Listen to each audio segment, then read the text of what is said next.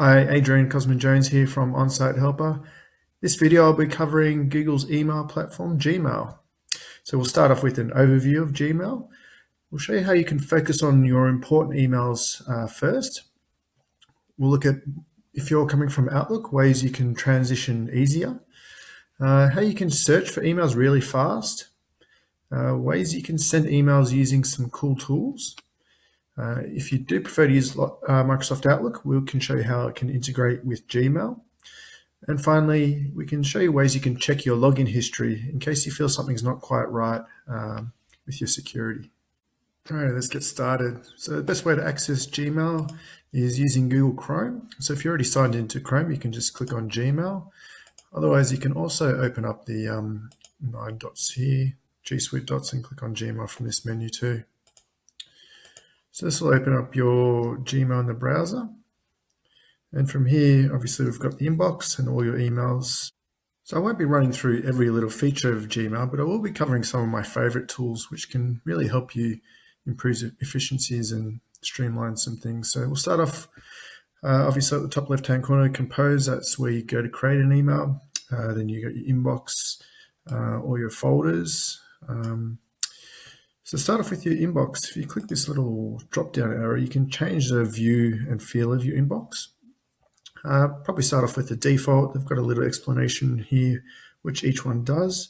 But if you were going to change one, I'd probably have a look at the priority inbox. This uses some of Google's sort of AI or machine learning to work out what emails it thinks are most important to you. And you can also train Gmail to better respond to this. And the way to do this, so I'll just choose priority inbox here. And the way it works is that basically any emails which you have got flagged as important, they pretty much will appear at the top of your email. So you got these flags here, and if you do find some emails have popped up which aren't important, then you can just unflag them, and then in future emails from that person or with that subject title probably won't get marked as important. And likewise, the other way around, if you do find some emails in your regular inbox aren't being marked as important and they should be, then obviously you can flag them, and that will train Gmail to make them priority in future. I'll just go back to default for now and keep running through some other things. So next we've got starring of emails.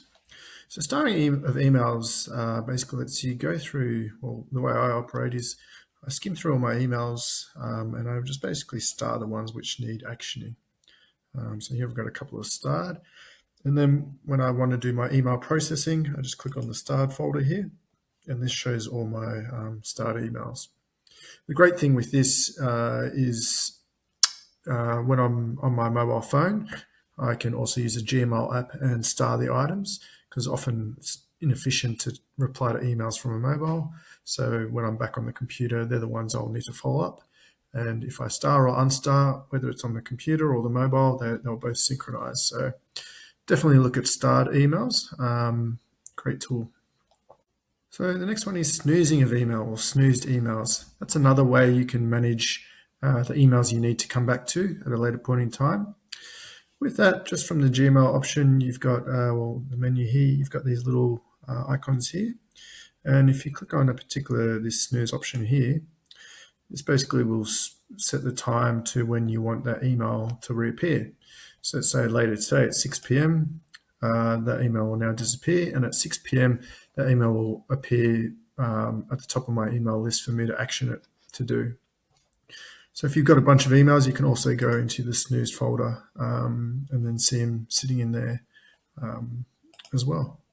So if you're coming from Microsoft Outlook, you might find Gmail is a bit of a change, a bit hard to use. So ways you can make that easy to transition to is to make your Gmail look and feel a bit more like Outlook. And some of the features you can adjust, I'll run through now. So one of them is a conversation view. So with Gmail, it likes to combine the emails and replies conversation backwards and forwards in one particular email.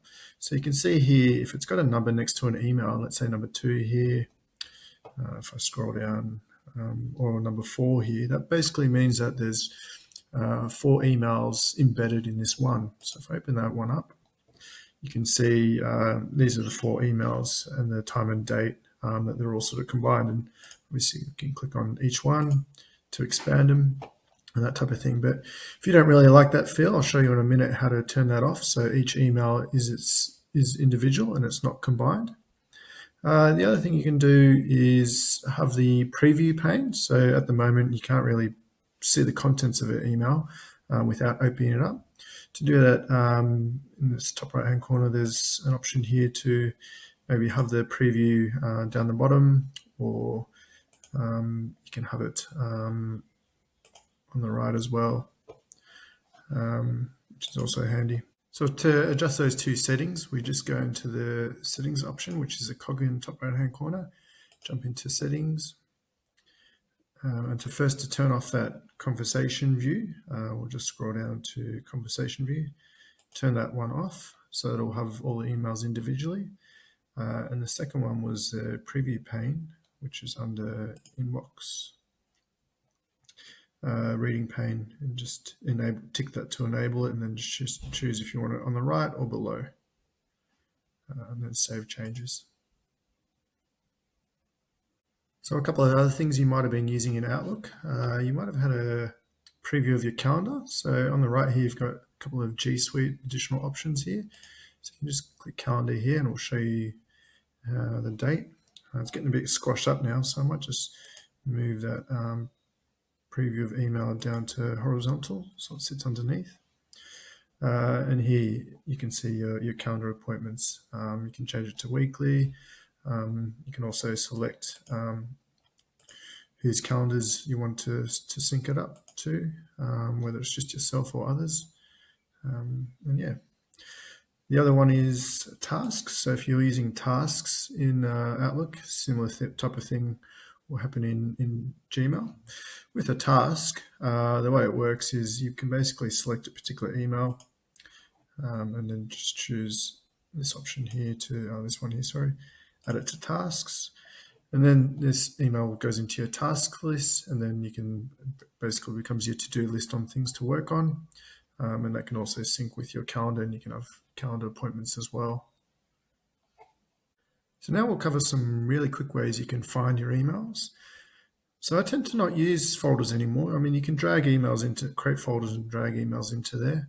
But I find using the search engine much more faster. The benefit of Gmail is because it's run by Google, Google uses the same algorithms and search characteristics to make your searching extremely fast. So in my case, I've got 10, 15 years of worth of email. And if I want to search for something, it can find that email within a couple of seconds just by using a search. So you click up here in the search area, and you might just type in, let's say, some type of keyword. And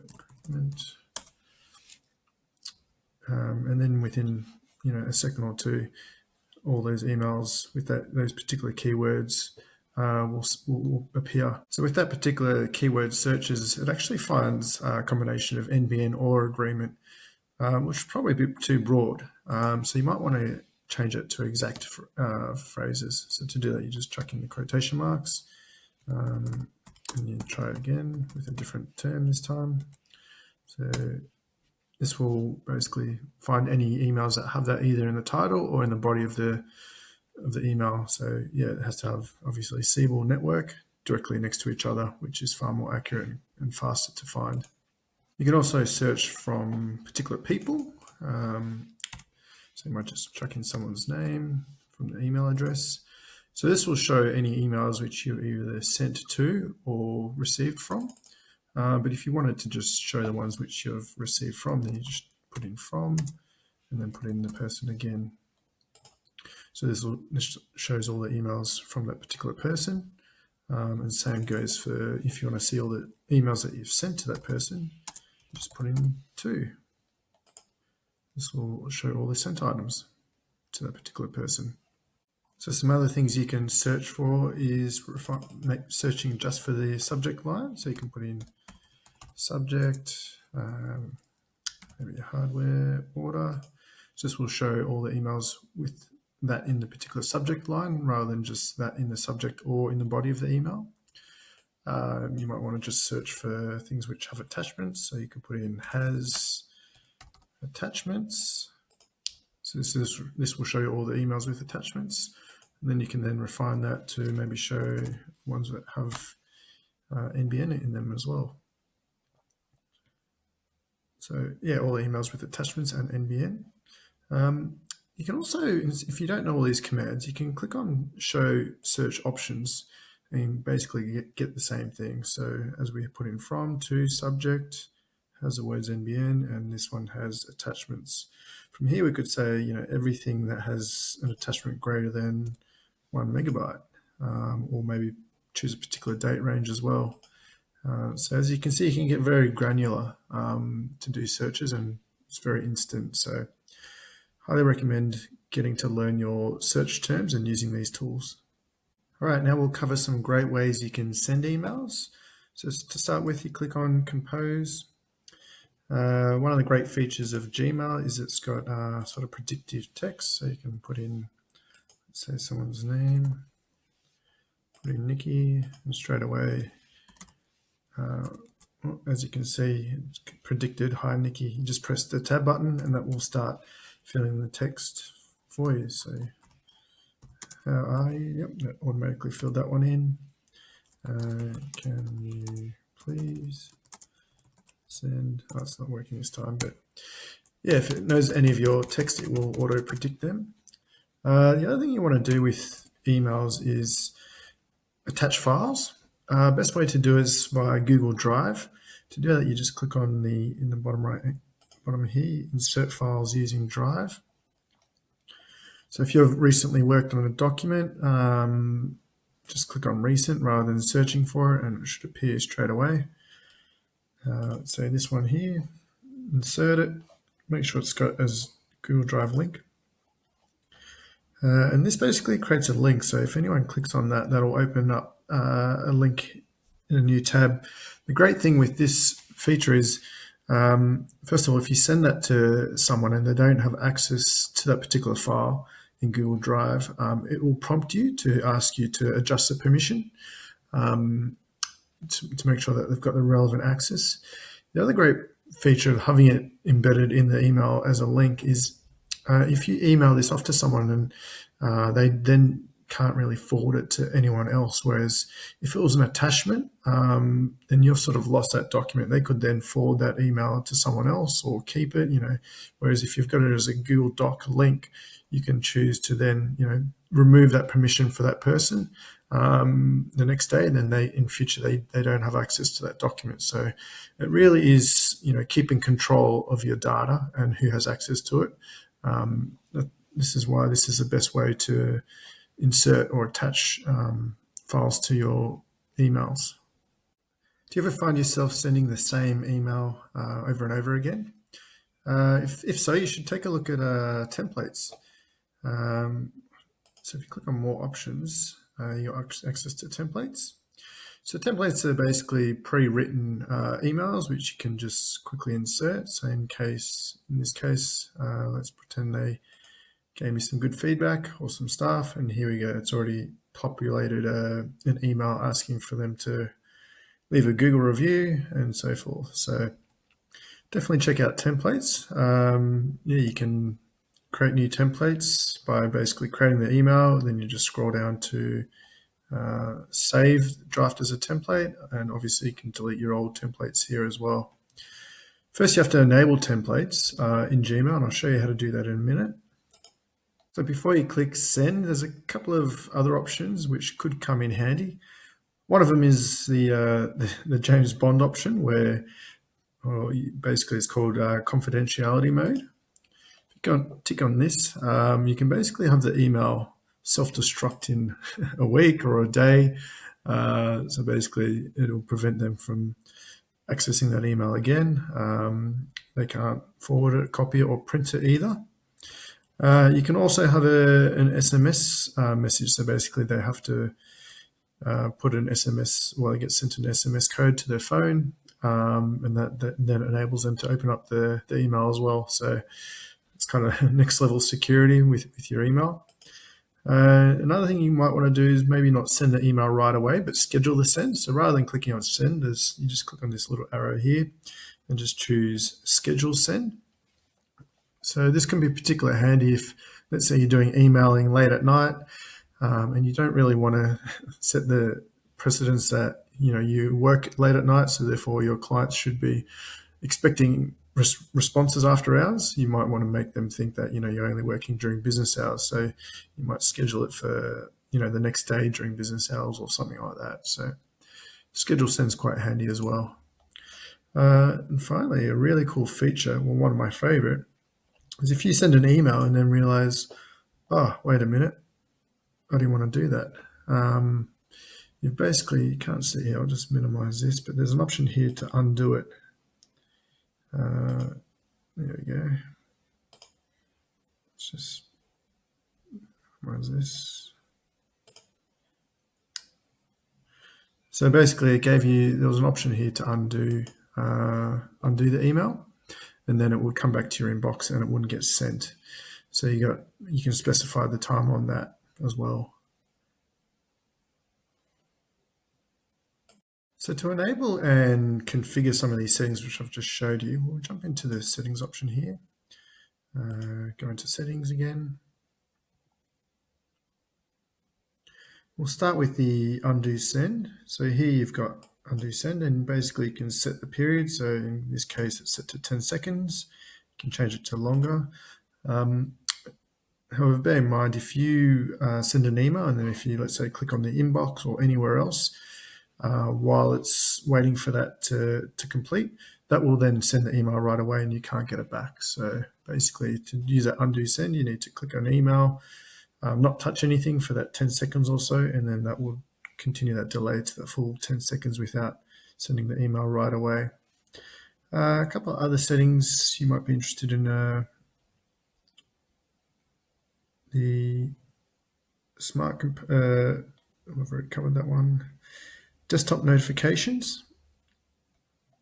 So if you're using Gmail and you want to be notified when emails arrive, and if you don't have the browser open, you're working on other things, one of the features of Outlook would be a little pop-up to say new emails popped up, so you can just enable that.